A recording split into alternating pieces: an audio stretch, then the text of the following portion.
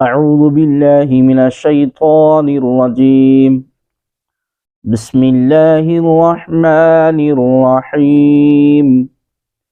يوم يجمع الله الرسل فيقول ماذا أجبتم قالوا لا علم لنا إنك أنت علام الغيوب. جس دن اللہ رسولوں کو جمع فرمائے گا، پھر فرمائے گا تمہیں کیا جواب دیا گیا؟ وہ عرض کریں گے کہ ہمیں کچھ علم نہیں، بے شک تو ہی سب غیبوں کا جاننے والا ہے۔ یوم یجمع اللہ الرسل، جس دن اللہ رسولوں کو جمع فرمائے گا۔ یہاں سے قیامت کے دن کے کچھ معاملات کو بیان فرمایا جا رہا ہے۔ اس آیت کا خلاصہ کلام یہ ہے کہ قیامت کے دن تمام انبیاء کرام علیہ السلام سے سوال کیا جائے گا کہ جب تم نے اپنی امتوں کو ایمان کی دعوت دی تھی تو انہوں نے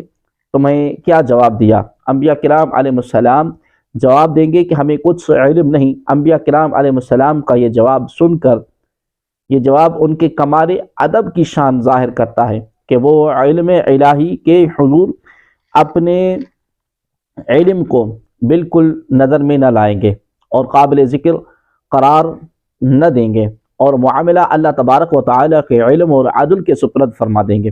ورنہ حقیقت میں انبیاء کرام علیہ السلام یقیناً جانتے ہوں گے، کیونکہ تمام انبیاء کرام علیہ السلام اپنی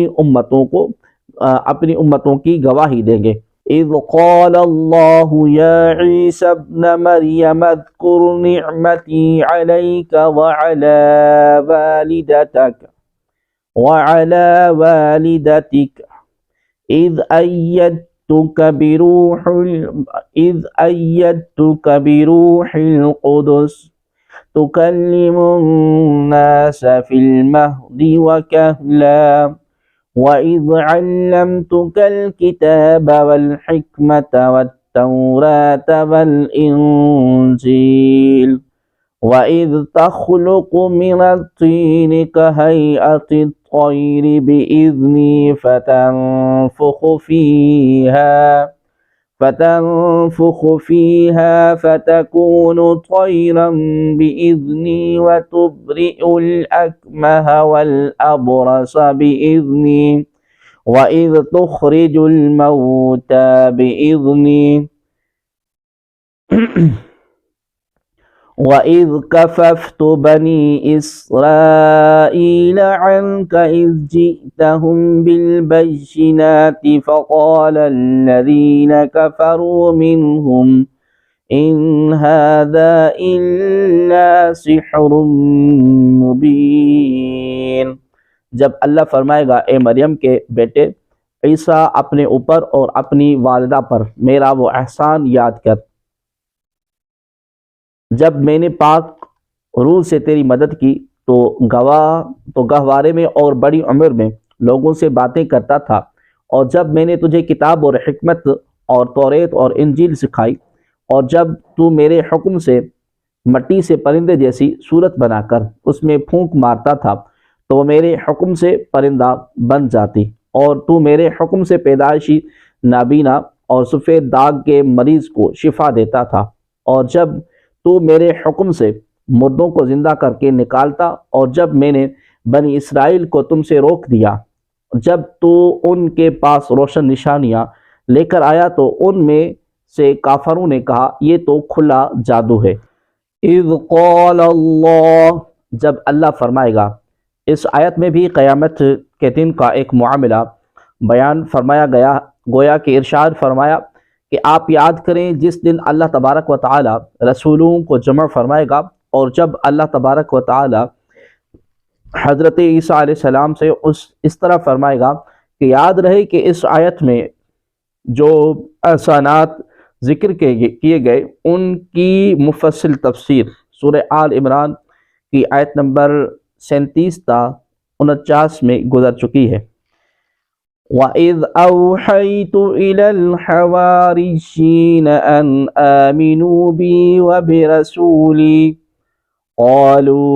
آمَنَّا وَاشْهَدْ بِأَنَّنَا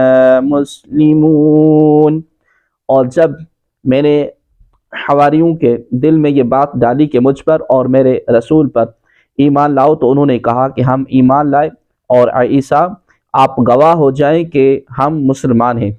وَإِذْ أَوْحَيْتُ إِلَى الْحَوَارِيِّينَ، اور جب میں نے حواریوں کے دل میں یہ بات ڈالی۔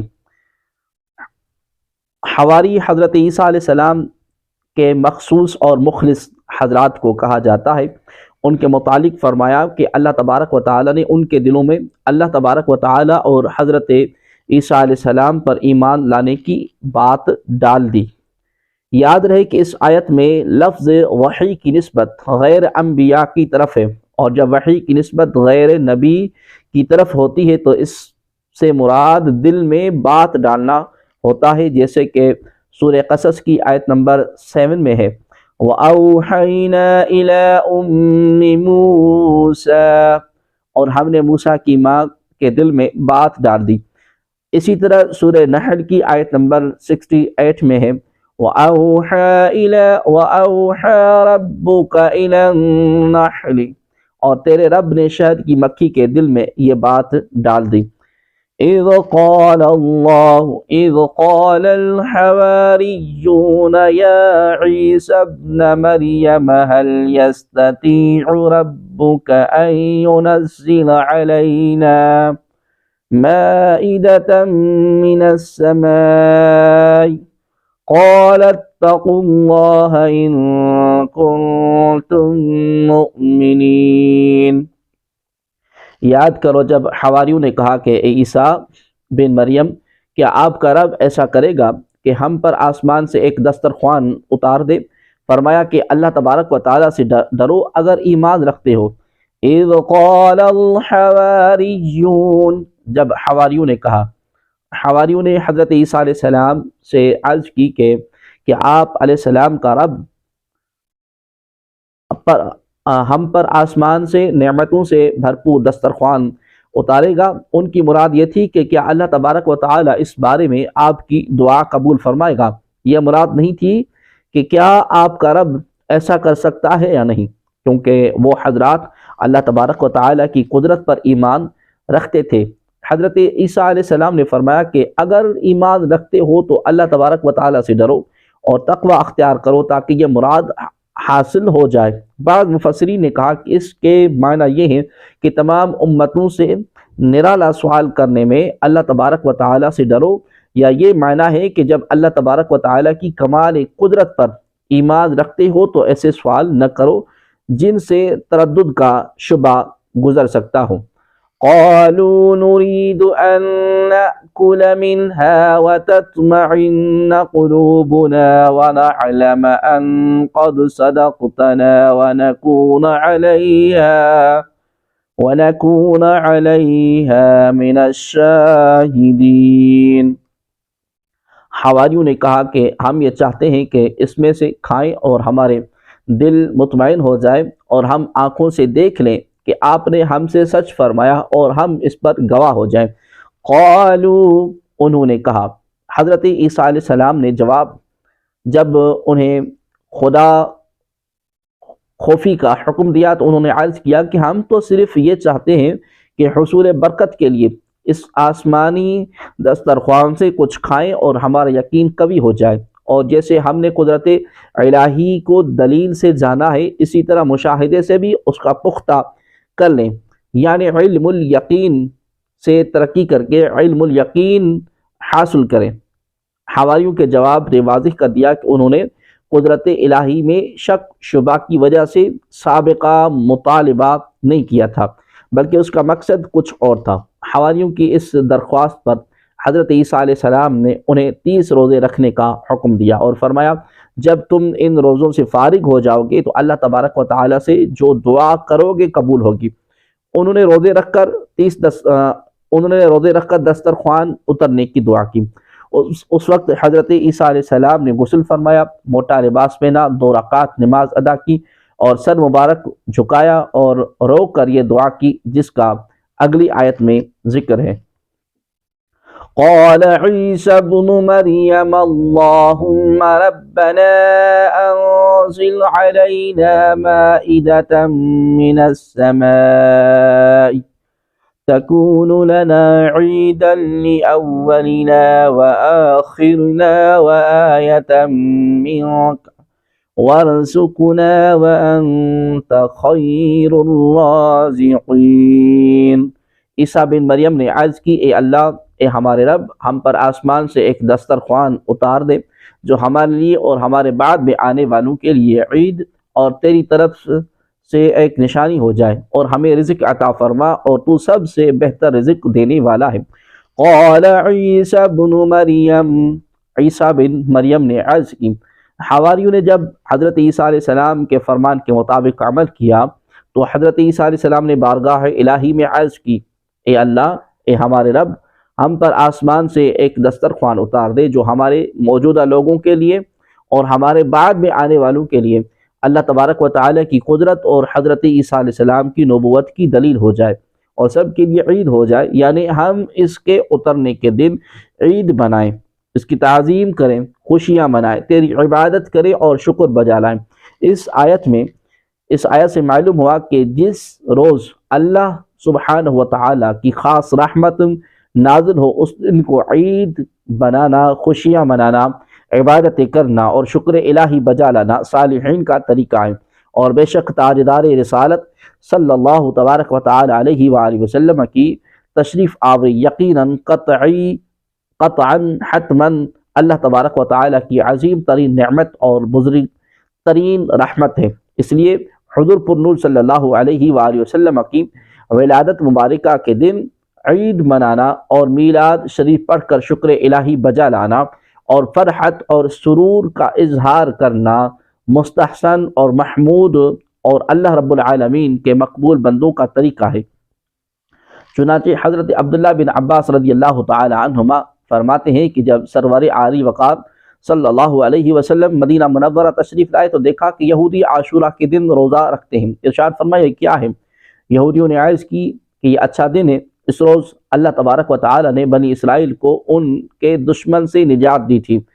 تو حضرت موسیٰ علیہ السلام نے اس کا روزہ رکھا۔ آپ کریم صلی اللہ علیہ وسلم نے ارشاد فرمایا، تمہاری نسبت میرا حضرت موسیٰ سے تعلق زیادہ ہے۔ چنانچہ آپ کریم صلی اللہ علیہ وسلم نے عاشورہ کا روزہ رکھا اور اس دن روزہ رکھنے کا حکم فرمایا۔ ترمذی شریف میں حدیث حضرت عبداللہ بن عباس رضی اللہ تعالی عنہما نے ایک یہودی کی موجودگی میں یہ آیت پڑھی، الیوم اکملت لکم دینکم واتممت علیکم نعمتی ورضیت لکم الاسلام دینا، یعنی آج میں نے تمہارا دین کامل کر دیا اور تم پر اپنی نعمت پوری کر دی اور تمہارے لیے اسلام کو دین پسند فرمایا۔ یہ آیت سن کر اس یہودی نے کہا کہ یہ آیت ہم پر اترتی تو ہم اسے عید بنا لیتے۔ حضرت عبداللہ بن عباس رضی اللہ تعالی عنہما نے فرمایا، یہ آیت یہ آیت ہماری دو عیدوں کے دن میں اتری، یعنی جمعہ اور عرفہ کے دن۔ اس کی شرح میں مفسر شہیر حکیم الامت حضرت مفتی احمد یار خان نعیمی رحمۃ اللہ تعالی علیہ ارشاد فرماتے ہیں، اسے معلوم ہوا کہ جن تاریخوں میں اللہ رب العالمین کی نعمت ملے انہیں عید بنانا شرعاً اچھا ہے۔ نوٹ: میلاد شریف کے بارے میں مزید معلومات حاصل کرنے کے لیے علامہ اسماعیل نبہانی رحمۃ اللہ تعالی علیہ کی کتاب جواہر البحار کی تیسری جلد کا مطالعہ فرمائیں۔ قال اللہ انی منزلها علیکم فمن یکفر بعد منکم فإنی اعذبه عذابا لا أعذبه أحدا من العالمین۔ اللہ تبارک و تعالی نے فرمایا، بے شک وہ تم پر اتارتا ہے، پھر اس کے بعد جو تم میں سے کفر کرے تو بے شک میں اسے وہ عذاب دوں گا کہ سارے جہان میں کسی کو نہ دوں گا۔ قال اللہ تبارک و تعالی نے فرمایا، حضرت عیسیٰ علیہ السلام کی درخواست کے بعد اللہ رب العالمین نے فرمایا کہ میں 2 دسترخوان اتارتا ہوں، لیکن اس کے نازل ہونے کے بعد جو کفر کرے گا تو بے شک میں اسے وہ عذاب دوں گا کہ سارے جہانوں میں کسی کو نہ دوں گا۔ چنانچہ آسمان سے خوان نازل ہوا، اس کے بعد جنہوں نے ان میں سے کفر کیا وہ صورت مسخ کر کے خنزیر بنا دیے گئے اور 3 روز میں سب ہلاک ہو گئے۔